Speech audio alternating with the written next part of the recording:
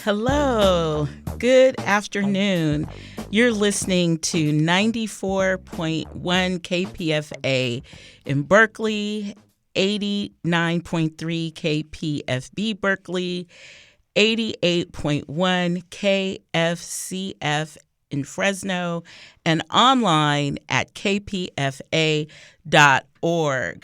I am Kimberly Mayfield, and I'm joined here today by Jaron Epstein, and we will be your hosts today while Kitty Kelly Epstein is exploring the world.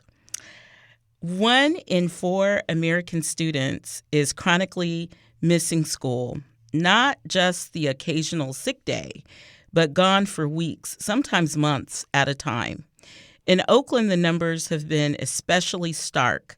Neighborhoods where poverty, displacement, and generational trauma mean that just getting to class every day is a daily struggle. Our guest today knows this issue from the inside out. As a researcher and a community leader, and as someone who was once that student, Dr. Nyeisha DeWitt. She is the founder and CEO of Oakland Natives Give Back Fund, otherwise known as ONGB, a nationally recognized expert on chronic absenteeism and one of Oakland's most committed champions for young people.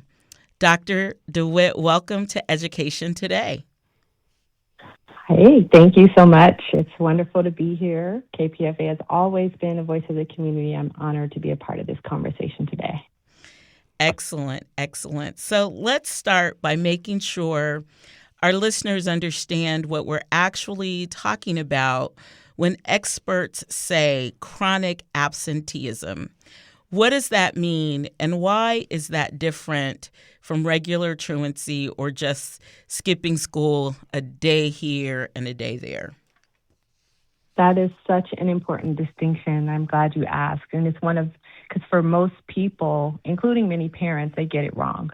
Chronic absenteeism means missing 10% or more of the school year for any reason. And that's roughly about 18 days in a typical 180-day school year. 3.5 weeks or so of school, that's literally only 2 days a month. If you look at it that way, that's all it takes. And it doesn't matter whether the absences are excused or unexcused. If a child goes out that often, research shows that educational outcomes begin to suffer significantly. And truancy, on the other hand, specifically refers to unexcused absences. And for a long time, that's all schools were tracking. They weren't counting the kids who missed because they were sick all day or because their parent pulled them out to watch a sibling or because they went on vacation. So I wonder if you could talk about the impacts of this. This is an enormous problem right now. I know I've seen myself with my own experience with students. Recent national data paints a pretty alarming picture. Can you kind of walk us through just how widespread this problem is? Yeah, the numbers are actually staggering. Before the pandemic, about 15% of K through 12 students nationwide were chronically absent, and educators were ringing alarm bells, calling it a crisis back then. Then COVID hit. So by 2022, nearly 29% of the students were chronically absent. That's almost doubling the numbers we saw before the pandemic. And here's what's very troubling. It's that we're years out from the pandemic, about 6 years, and the rates have barely come down. We're hovering somewhere around 22 to 23% nationally. And in urban school districts, places like Oakland, it's far worse. So in roughly half of our urban school districts, more than 30% of the students are chronically absent right now. And that's 30%. That's nearly 1 in 3 kids. It's crazy. And that's pretty evenly distributed, right? Yes, absolutely not. The kids most likely to be chronically absent are Black and brown students, students experiencing poverty, students in foster care, students experiencing homelessness, and students with disabilities. These are already our most vulnerable young people, and the system is failing them first and failing them the hardest. In Oakland specifically, we've seen chronic absence rates for African American students that are deeply concerning, and those patterns start off as early as kindergarten. So I wonder if you could talk more about that, the impacts of that. It's starting as early as kindergarten. Yes, I mean, starting in kindergarten is crazy, and that matters enormously because the research is clear that if a child doesn't learn to read by the third grade, the odds of graduating high school drop dramatically.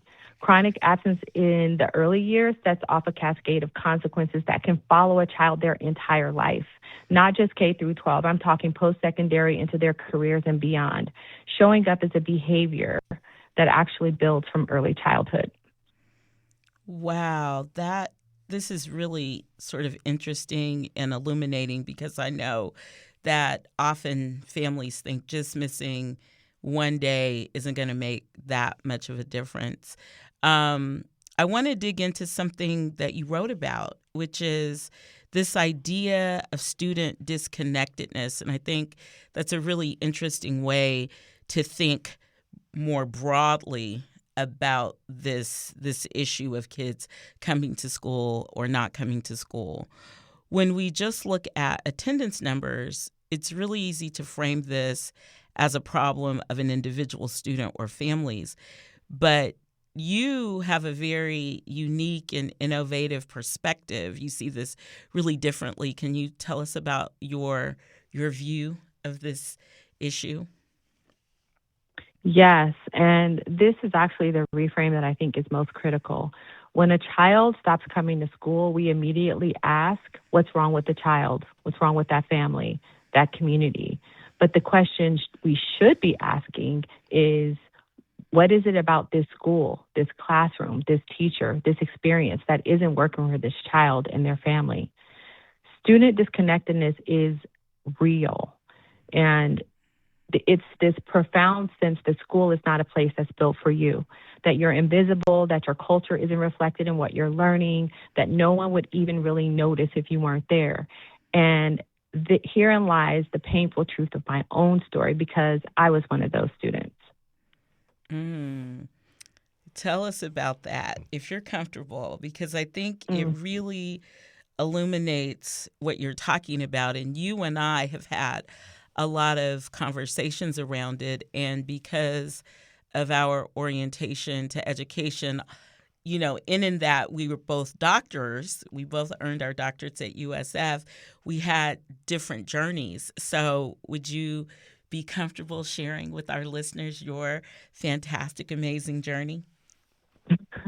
Yes, I'm happy to. I think that it's important for those of us who have experiences that were traumatic to be open and transparent so that others can learn from those experiences. So I grew up right here in Oakland. I was a bright kid. I was in advanced classes, but I felt completely invisible in the system that was supposed to support me, like most of our students. And when I started to miss school, nobody called, nobody came looking for me, no teacher, no administrator, no counselor reached out to ask what was going on. And so eventually I dropped out of high school. I was a student at Tech, and I went on to earn my GED. I became a first-generation college student. My mother actually dropped out as well. And I earned my doctorate in education from USF, like you said, but I carry that experience with me every day. The knowing what it feels like to be that kid, and the conviction from my story could have been so different if one person would have intervened. Like no one, like I said, came looking for me. And that's what drives me and everything we do at ONGB. That's really profound when we're talking about the different causes of chronic absenteeism, that it's not just about poverty or it's not just about health problems. It's the deeper questions of belonging for students. Exactly. Yeah. The reasons are really layered. And, yes, there are practical barriers such as illness, housing instability, lack of transportation, food insecurity, the need to work, to care for your young siblings. All that is very real. But underneath a lot of those surface barriers is the question, is school worth the struggle, right? Is there a connection between what I'm learning in school and my future? And for too many of our kids, especially those experiencing poverty, the answer they arrive at is no, because school hasn't shown them that it values them, and that the system, and that's a systems problem. That's not a child problem or a family problem.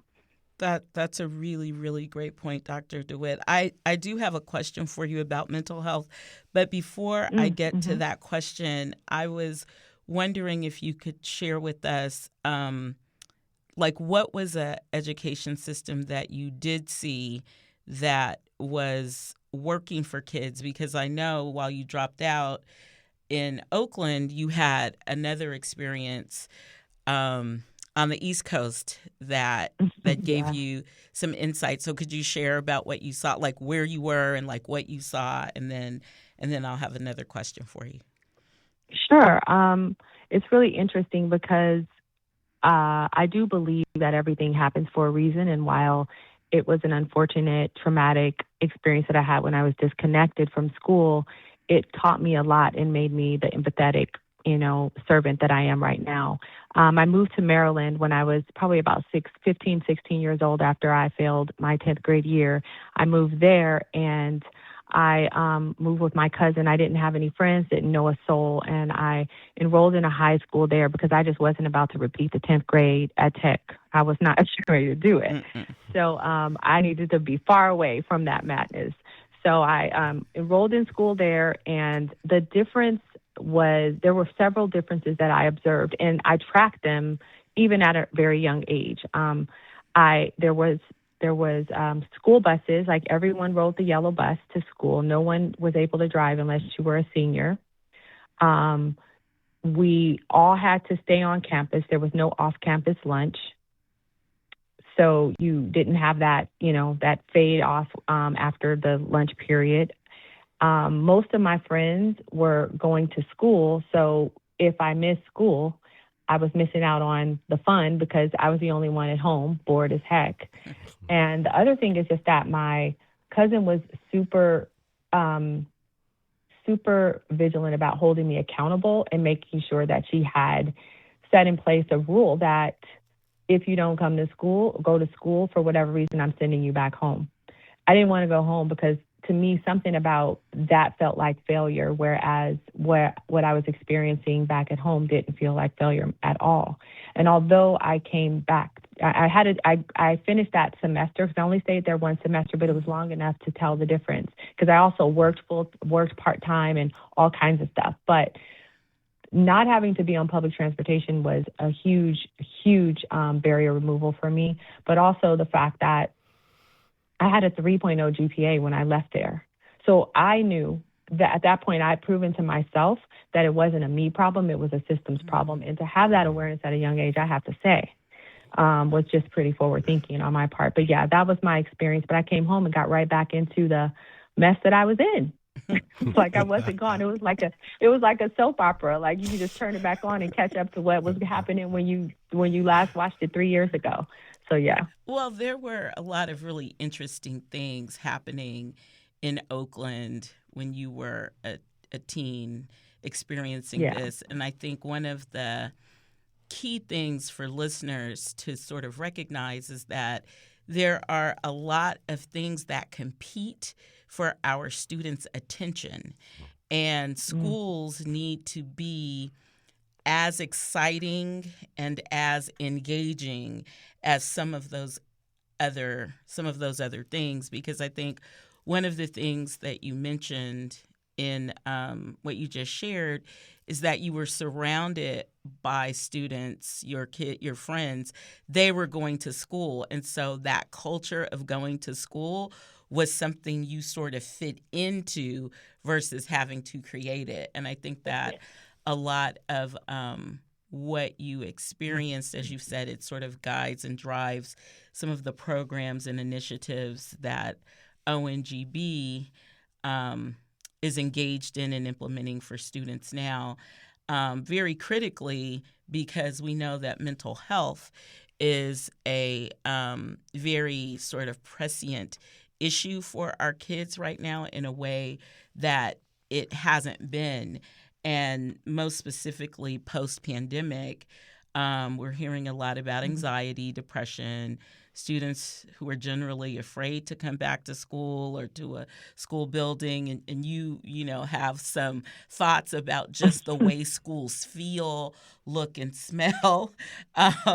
So we're real interested in what some of your thoughts about this part would be. Yeah, it's actually enormous. And speaking of just the trauma that one can experience when they have an experience similar to mine, there's so many parents who are putting their kids into a system that they feel failed them, where there was no advocacy, no support, and all that stuff, and they have their own educational trauma to deal with. But one of the most recent national surveys from RAND found that 10% of the students who miss school cite feeling down or anxious as a reason why they're not coming to school. But I think that number is an undercount because we are in the trenches and we've seen and heard firsthand that the numbers are way higher than that. That's why we but we added another layer in response to what we were hearing and noticing in the community, a behavioral health element to our work, because mental health is tangled up in so much of this. It's trauma, anxiety, hypervigilance that comes from growing up in environments of chronic stress. And our schools are not adequately equipped to address that. So we have schools in Oakland and across this country, honestly, that with counselors to student ratios that are 3, 4, 5 times what the national guidelines recommend. And we can't talk about attendance without talking about mental health infrastructure. You know, those are some of the reasons why people don't like. Most oftentimes, healthy, aware, connected people don't miss 50 days of school. There's something going on. And I think that if people recognize chronic absenteeism as that beacon, as that little, warning sign, it'll enable them to pay attention to the deeper root causes, and mental health is definitely one of them. So let's talk about ONGB, which stands for Oakland Natives Give Back. You've been at this since 2008, which is, really exciting. I have been part of this journey, so it's very exciting and sort of thrilling to be able to have this conversation with you on KPFA, so that this initiative, this passion you have, can really be shared more broadly. And so I know that in 2015, you launched a year-round initiative specifically targeting chronic absenteeism. Can you talk about what that work really looks like on the ground? Sure. So our mission has evolved quite a bit because we had to come to understand ourselves and our place in the ecosystem of, not just, being a community-based organization, but just supporting and working as allies to schools and families. Our mission is to create and scale innovative solutions that empower young people and improve educational outcomes. And we describe our model as a multi-sector collaborative because we believe that no single institution or sector can solve this problem alone. That means, municipalities, that's the county Office of Education, that's the state. It takes a village. And we know that schools can't do this alone, do this without families. Families can't do it without community organizations. Community organizations can't do it without policy change. So what we do is bring all those sectors together and work around the shared commitment of making sure that every Oakland student shows up and is successful. And in practical terms, what that looks like is a few things. It's like we work directly with young people through programs like Girls Equity Movement, our GEMS program, which empowers high school girls with networking, leadership, and entrepreneurship and STEM exposure. It's wonderful because it gives them a reason to show up. It builds community, and it says to young girls that you matter, your dreams matter, and this is a space that's designed for you. And in addition to the other work that we do, which is systems change work and other tier 3 or dealing with students who have severe chronic absenteeism in our work with Alameda County Office of Education, we just love the way that we've been able to take the best practices that we've learned over the last 18 years of just piloting and trying things and just being innovative and pivoting when needed. We're just really excited that we get to serve in the way that we do, and not only serve our community, but spread out and scale to help other communities do the work in a similar way. It is super exciting. And I wonder if you could say more about this sense of mattering and belonging that you're saying that students in itself, that them feeling this belonging is an actual attendance intervention. Absolutely. When a young person feels connected to a mentor, to a peer group, to a program, to frontline staff that see them, they come back, even if they've been disconnected for a while. Sometimes all it takes is a phone call or a knock on the door. And that is evidence-based. Like, schools that invest in belonging and community see attendance improve. It's not magic, it's relationship. Wow. So you've also done this work not only in the streets, but at the policy level, trying to change what you call archaic, deficit-based practices in schools. What does that mean? So for a really long time, the school system's response to chronic absenteeism has been punitive. You know, you miss too many days, you get a truancy notice. You miss more, a caseworker shows up at your door from the county or from your school district, or, you know, it just always feels like there's judgment, and that approach doesn't work. In fact, it actively damages trust between families and school, especially in communities that are already, that already have a reason to distrust systems that have historically harmed them. What does work is showing up with curiosity and care rather than judgment, asking, what do you need? What's getting in the way? What can we connect you to? Is it a food pantry, bus passes, mental health provider? That approach is what we call community-rooted practices. It's what helps school districts learn, what we help school districts learn to implement right now, in the work that we do. We've been able to scale, like I said, nationally, because communities everywhere are hungry for a model that actually works. And this works when there's intentionality behind it. So you've raised over $15 million and secured contracts with multiple school districts. What does success look like to you? How do you measure it? Oh, gosh, that's a good one, because we measure it when students come back, in graduation rates that improve, in a young woman who was on the verge of dropping out, who joins gyms and finds her people and finds her purpose and walks across the stage. I mean, we measure it in school districts that used to lead with punishment, but now lead with relationships and connections to students and their families. Those are the wins. But I'll tell you this, that the most powerful nature for me is still personal. It's still very, very personal, because it's the message that I get from the student who says that because someone showed up for me, I stayed and I made it. We've heard that from dozens of students that we've worked with, and that echoes through my mind and through my body as I continue to do this work and push forward, even when a lot of people weren't focused on chronic absenteeism, when it wasn't popular, or it was, something that was such a mystery to people that they didn't want to touch it. So I want to give you some time to talk about how this can be actionable for our listeners. So for people working in schools and the families that are listening today. So let's start with schools. What should educators and administrators be doing differently?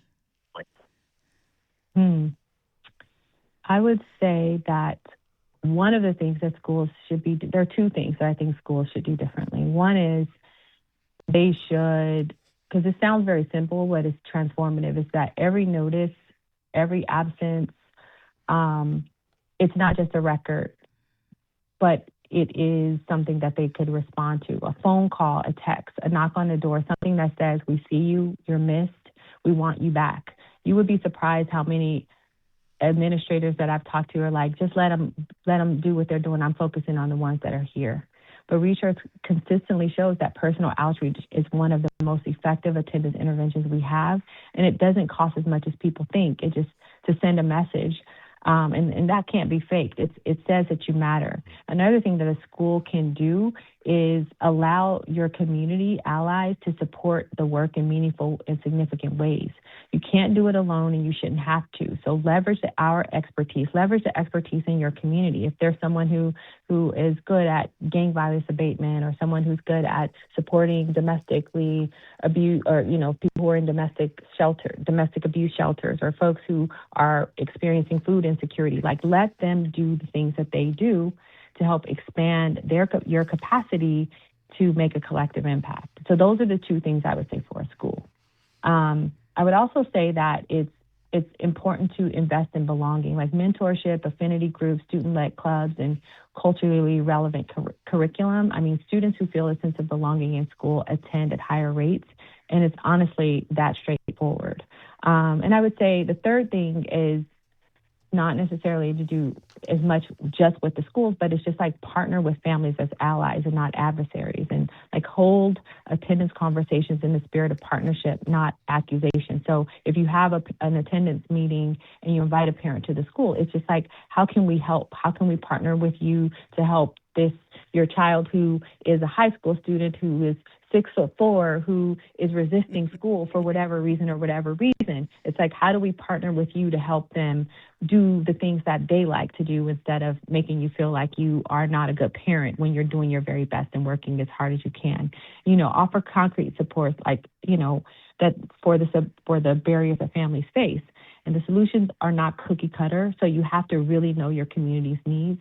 And it really goes a long way when you can understand the isolated and more, unique needs of whether it's a school site or a region of the community. There are needs that are very different, and you have to know that about your schools. This has all been very informative and inspiring. We have a few minutes left and want to give you space to speak to the bigger picture. You've also recently launched something called Wizerly, a technology tool for addressing absenteeism. Can you tell us about that? Yes, for sure. Wizerly came out of everything I've learned over the nearly 2 decades. It's hard to say that, but working with school districts on attendance data. The frustrating thing about chronic absenteeism is that by the time most schools realize a student is chronically absent, it's too much time has passed. It's just almost too late. The students have already missed 20, 30 days, and the window for early intervention has closed. So Wizerly is an AI-powered early warning solution that flags at-risk students before they fall behind.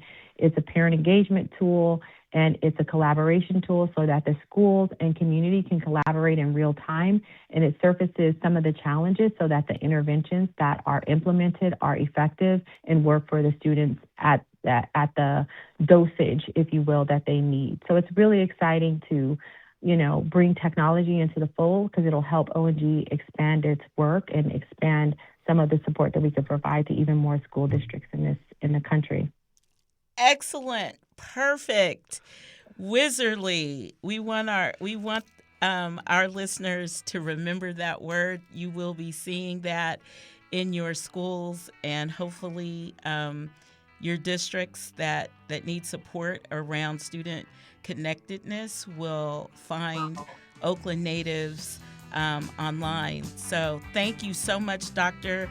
DeWitt. That concludes our time for today. There's so much more to talk about.